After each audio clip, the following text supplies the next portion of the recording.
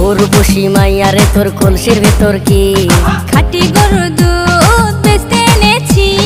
দে না একটু খাই, দামটা আগে চাই, আর দে না একটু খাই। দামটা আগে চাই, তোদের মতো ভিড় খাওয়াদের চেনে রেখেছি। উর্বশী মাইয়ারে তোর কলসির ভেতর কি খাঁটি গরুর দুধ বেচতে এনেছি। উর্বশী মাইয়ারে তোর কলসির ভেতর কি খাঁটি গরুর দুধ বেচতে এনেছি।